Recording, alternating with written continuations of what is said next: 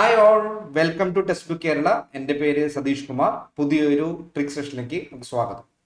നമുക്ക് എല്ലാവർക്കും അറിയാം, നമുക്ക് ഈ സിമ്പിൾ ഇൻട്രസ്റ്റ് കാണുന്നതിനേക്കാൾ കുറച്ചും കൂടെ നമുക്ക് ടഫാണ് കോമ്പൗണ്ട് ഇൻട്രസ്റ്റ് അഥവാ കൂട്ടുപലിശയിൽ നിന്നുള്ള ചോദ്യങ്ങൾ. പല കുട്ടികളും അതൊരു ബുദ്ധിമുട്ടായിട്ട് പറയാറുണ്ട്. അതുമാത്രമല്ല, കൂട്ടുപലിശയിലെ ചോദ്യങ്ങൾ ചെയ്യാൻ നമുക്ക് പല കോംപ്ലിക്കേറ്റഡ് ആയിട്ടുള്ള മെത്തേഡ്സ് ഉണ്ടെന്നുള്ളതാണ്. ഇന്ന് ഞാൻ നിങ്ങളുടെ മുമ്പിലേക്ക് ട്രിക്കായിട്ട് പരിചയപ്പെടുത്തുന്നത് ഒരു പുതിയൊരു മെത്തേഡാണ്. നമ്മുടെ മെത്തേഡിന്റെ പേരാണ് സക്സസീവ് മെത്തേഡ് എന്ന് പറയുന്നത്. ഈ സക്സസീവ് മെത്തേഡ് ഉപയോഗിച്ച് നമുക്ക് വളരെ ഈസി ആയിട്ട് തന്നെ നമുക്ക് കൂട്ടുപലിശ ചോദ്യങ്ങൾക്ക് ചെയ്യാനായിട്ട് പറ്റും, ഫോർമുലകൾ യൂസ് ചെയ്യാതെ തന്നെ. അപ്പൊ അത് എങ്ങനെയാണെന്നുള്ളത് നമുക്കൊന്ന് ഇൻട്രൊഡ്യൂസ് ചെയ്യാം. അപ്പൊ നമുക്ക് നേരെ നമ്മുടെ ഫസ്റ്റ് ക്വസ്റ്റിലേക്ക് കടക്കാം. ഫസ്റ്റ് ക്വസ്റ്റ്യൻ വരുന്നത് ഇതാണ്: പ്രതിവർഷം 10% പലിശ നിരക്കിൽ ഒരു വർഷത്തേക്ക് അർദ്ധവാർഷിക കൂട്ടുപലിശയിൽ ഒരു നിശ്ചിത തുക നിക്ഷേപിക്കുമ്പോൾ അത് 44,100 രൂപയെ മാറുന്നു എങ്കിൽ നിക്ഷേപിച്ച തുക എന്താണ്? ഈ അർദ്ധവാർഷികം എന്താണ്, പാദവാർഷികം എന്താണെന്ന് ഇവിടെ ഡിസ്കസ് ചെയ്യുന്നില്ല. നമുക്ക് നേരെ നമ്മുടെ ചോദ്യത്തിലേക്ക് വരാം. സക്സസീവ് മെത്തേഡ് എന്താണെന്നുള്ളത് കാണിച്ചു തരാം, നോക്കിക്കോളും. 10% ഇവിടെ അവർ പറഞ്ഞതനുസരിച്ച് നമുക്ക് പലിശയായിട്ട് വരുന്നത്. പക്ഷെ ഈ പലിശ എന്ന് പറയുന്നത് വാർഷിക പലിശയാണ്. നമ്മളോട് ഇവിടെ അർദ്ധവാർഷികമാണ് കാണാൻ പറയുന്നത്. അപ്പൊ അർദ്ധവാർഷികമാണെങ്കിൽ എന്ത് വരും? 10% വാർഷികം എന്ന് പറയുമ്പോൾ അർദ്ധവാർഷികം അതിന്റെ പകുതിയാണ് വരിക, അല്ലെ? അഥവാ 5% വരിക.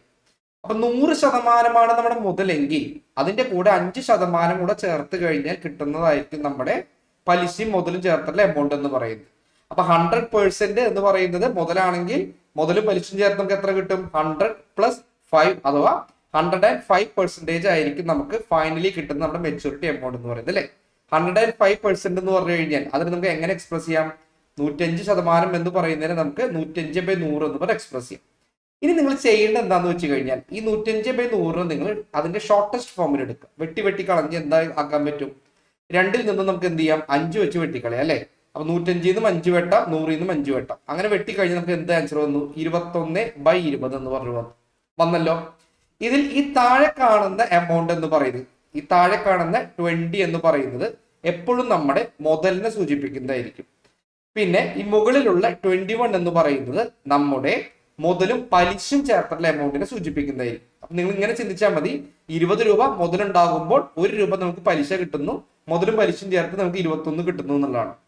ഇവിടെ കാണാൻ പറയുന്നത് 2 വർഷത്തേക്കാണ് കാണാൻ പറയുന്നത്. അപ്പൊ നിങ്ങൾ എന്ത് ചെയ്യണമെന്ന് വെച്ചാൽ ഇവിടെ നിങ്ങൾ ഈ 2 സൈഡിൽ നിങ്ങൾ സ്ക്വയർ ചെയ്യാൻ. നിങ്ങൾ 2 വർഷം ആയതുകൊണ്ട് നമ്മൾ ഈ 2 സൈഡിലും എന്ത് ചെയ്യാം? 2 സൈഡിൽ നമ്മൾ സ്ക്വയർ ചെയ്യും.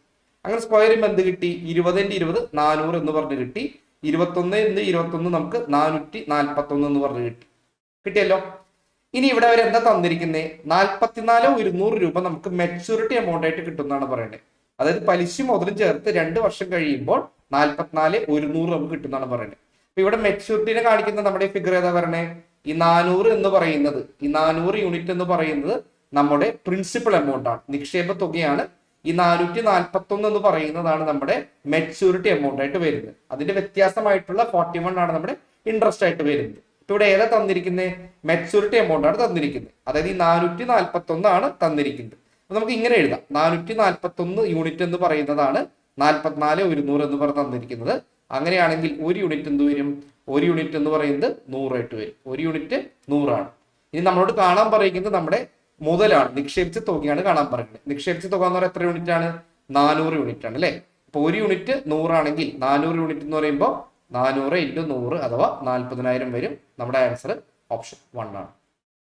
അപ്പൊ ഇവിടെ നമ്മൾ ഫോർമുലാസ് ഒന്നും യൂസ് ചെയ്യാതെ വളരെ എളുപ്പത്തിൽ തന്നെ നമ്മൾ ഈ ആൻസറിലേക്ക് നമ്മൾ എത്തിച്ചേർന്നു എന്നുള്ളതാണ്.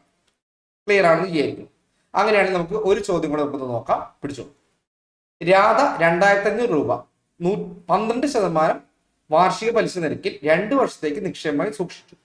അവൾക്ക് 2 വർഷത്തിന് അവസാനം എത്രത്തോളം പലിശ ലഭിക്കുമെന്നാണ് ചോദ്യം. ഓക്കെ, അപ്പൊ ഇവിടെ എന്താണെന്ന് വെച്ചാൽ വാർഷിക പലിശ തന്നെയാണ്. അപ്പൊ നമുക്ക് പ്രശ്നമൊന്നുമില്ല, അത് അങ്ങനെ തന്നെ എടുക്കാം. അപ്പൊ 100% നമ്മുടെ മുതൽ എന്ന് എടുക്കുന്നതെങ്കിൽ 12% പലിശ എന്ന് പറയുമ്പോൾ നമുക്ക് മൊത്തം നമുക്ക് മെച്ചൂരിറ്റി എമൗണ്ട് എന്ന് പറയുന്നത് മുതലിന്റെ 112% ആണ്, അല്ലെ? 112% എങ്ങനെ എഴുതാം? നമുക്ക് ഫ്രാക്ഷനിൽ എഴുതുമ്പോൾ 112/100 എന്ന് പറഞ്ഞ് എഴുതും. 112/100 നമുക്ക് പരസ്പരം വെട്ടിക്കളയാൻ പറ്റുമോ? വെട്ടിക്കളയാം, അല്ലെ? 4 വെച്ച് വെട്ടാം. 4 വെച്ച് വെട്ടുമ്പോൾ നമുക്ക് 28/25 എന്ന് പറഞ്ഞ് കിട്ടുന്നു. കിട്ടിയല്ലോ.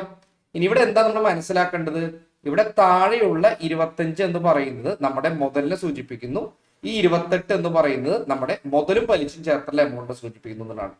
2 വർഷത്തേക്കാണ് നിക്ഷേപിക്കാൻ പറയുന്നത്. അതുകൊണ്ട് നമ്മൾ എന്ത് ചെയ്യണം? നമ്മൾ ഇതിന്റെ സ്ക്വയർ എടുക്കണം, അല്ലെ? രണ്ട് സൈഡ് നമ്മൾ ഇതിന്റെ സ്ക്വയർ എടുക്കുക. നമ്മൾ 25ന്റെ സ്ക്വയർ എടുക്കുക, 28ന്റെ സ്ക്വയർ എടുക്കുക എന്നുള്ളതാണ്. 25ന്റെ സ്ക്വയർ നമുക്കറിയാം 625 നമുക്കറിയാം. 28ന്റെ സ്ക്വയർ എന്ന് പറയുന്നത് 784. അപ്പൊ സ്ക്വയർ നമ്മൾ പഠിച്ചു വെക്കണം. ഞാൻ മുമ്പത്തെ ഒരു ട്രിക്ക് സെഷനിൽ പറഞ്ഞു തന്നിട്ടുണ്ട്. 30 വരെയുള്ള സ്ക്വയർ ഒക്കെ ഈസി ആയിട്ട് എങ്ങനെ ചെയ്യാമെന്ന് പറഞ്ഞു തന്നിട്ടുണ്ട്. ഇനി ഇവിടെ തന്നിരിക്കുന്നത് എന്താണ്? 2500 രൂപ നിക്ഷേപ തുകയെ കുറിച്ചാണ് ഇവിടെ പറഞ്ഞിരിക്കുന്നത്. അപ്പൊ ഇവിടെ നിക്ഷേപ തുകയെ സൂചിപ്പിക്കുന്നത് ഏതാണ്? ഈ 625 എന്ന് പറയുന്നതാണ് നിക്ഷേപ തുകയെ സൂചിപ്പിക്കുന്നത്. 784 എന്ന് പറയുന്നത് നിക്ഷേപ തുകയുടെ കൂടെ പലിശയും കൂടി ചേർത്തിട്ടുള്ള നമ്മുടെ മെച്ചൂരിറ്റി എമൗണ്ടിനെ സൂചിപ്പിക്കുന്നതാണ്. അപ്പൊ ഇവിടെ നിക്ഷേപ തുക തന്നിട്ടുണ്ട്, അതായത് 625 യൂണിറ്റ് തന്നിട്ടുണ്ട്. 625 യൂണിറ്റ് എന്ന് പറയുന്നത് 2500 രൂപയാണ്. ഓക്കെ, അഥവാ ഒരു യൂണിറ്റ് എന്ന് പറയുമ്പോൾ എന്ത് വരും? ഒരു യൂണിറ്റ് എന്ന് പറയുന്നത് 4 രൂപയാണ്. ഒരു യൂണിറ്റ് 4 രൂപയാണ്. നമ്മളോട് കാണാൻ പറഞ്ഞിരിക്കുന്നത് മുതലും പലിശയും ചേർത്തുള്ള എമൗണ്ട് ആണ് നമ്മളോട് കാണാൻ പറഞ്ഞിരിക്കുന്നത്. അങ്ങനെയാണ് പറഞ്ഞിരിക്കുന്നതെങ്കിൽ നമുക്ക് എന്തെടുക്കാം? ഒരു യൂണിറ്റ് 4 ആണെങ്കിൽ 784 യൂണിറ്റ് എടുക്കാവുന്നതാണ്. പക്ഷെ ഇവിടെ കാണാൻ പറയുന്നത് പലിശ മാത്രമാണ് കാണാൻ പറയുന്നത്. അപ്പൊ ഈ 625 മുതലിനെ സൂചിപ്പിക്കുന്നു, 784 പലിശയും മുതലും ചേർത്തുള്ള എമൗണ്ട് സൂചിപ്പിക്കുന്നുവെങ്കിൽ പലിശ മാത്രം എന്ന് പറയുമ്പോൾ എന്ത് വരും? പലിശ മാത്രം എന്ന് പറയുന്നത് ഈ 784 നിന്ന് 625 കുറച്ചാൽ വരുന്ന ഫിഗർ ആണ് അല്ലെ. അങ്ങനെ കുറയ്ക്കുമ്പോൾ നമുക്ക് എന്താണ് ആൻസർ വരുന്നത്? 159 യൂണിറ്റ് എന്ന് പറഞ്ഞിട്ട്. അപ്പൊ പലിശ എന്ന് പറയുന്നത് 159 യൂണിറ്റ് ആണ്. ഒരു യൂണിറ്റ് 4 നമ്മൾ പഠിച്ചു. ഒരു യൂണിറ്റ് 4 ആണെങ്കിൽ 159 യൂണിറ്റ് എന്ത് വരും? 159 × 4 അഥവാ 636 രൂപ വരും. ഓപ്ഷൻ 3 ആണ് നമ്മുടെ കറക്റ്റ് ആൻസർ വരുന്നത്. അപ്പൊ ഇവിടെ നമ്മൾ കൂട്ടുപലിശയുടെ ഫോർമുല ഒന്നും ചെയ്യാതെ വളരെ ലഘുവായിട്ട് തന്നെ ഈ ആൻസറിലേക്ക് എത്തി എന്നുള്ളതാണ്. നമ്മുടെ ഈ മെത്തേഡിന്റെ പേര് നിങ്ങൾ മറക്കണ്ട, സക്സസീവ് മെത്തേഡാണ് ഈ മെത്തേഡിന്റെ പേര് വരുന്നത്. നമുക്ക് കുറച്ചും കൂടെ ഹയർ ലെവലിലുള്ള ക്വസ്റ്റ്യൻസ് ഒക്കെ നമുക്ക് ഈ ഒരു മെത്തേഡിലൂടെ നമുക്ക് ഈസി ആയിട്ട് നമുക്ക് ചെയ്യാനായിട്ട് പറ്റും. ഓക്കെ, അപ്പൊ ഇന്നത്തെ ട്രിക്ക് നിങ്ങൾക്ക് എല്ലാവർക്കും ഇഷ്ടപ്പെട്ടു എന്ന് വിചാരിക്കുന്നു. മറ്റൊരു ട്രിക്കുമായിട്ട് നമുക്ക് വീണ്ടും കാണാം.